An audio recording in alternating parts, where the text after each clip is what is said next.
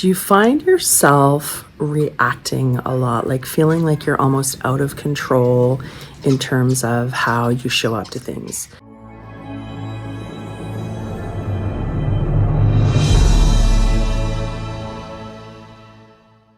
And by out of control, I don't mean you're like running around flipping tables or anything like that, but that you have this like knee-jerk reaction to something, and then maybe after the fact you're like, oh, like why did I do that? How come I showed up that way?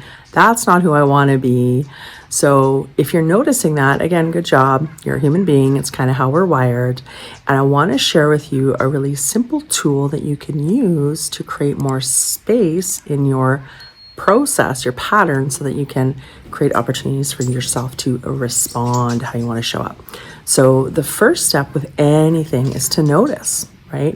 And sometimes we notice when we're, kind of way past the event. We notice that we still high five ourselves because we noticed it, as opposed to just running an unconscious pattern. Other times we're going to notice it a little bit sooner.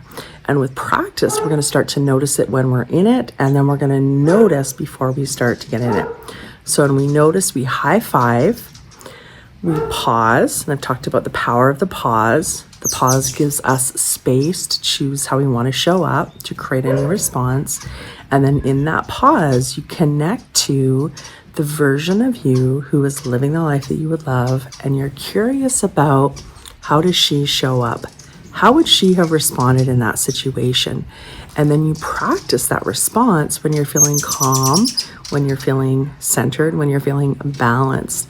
And as you start to practice that response, just like an athlete, that's why they practice before they go into the game. They're actually creating neural pathways, they're creating new patterns, new habits. So for you, you want to practice that response before the situation arises again. And then with practice, you're going to have fluency and be able to call on that when you need to. So keep practicing. Good job. You're doing great.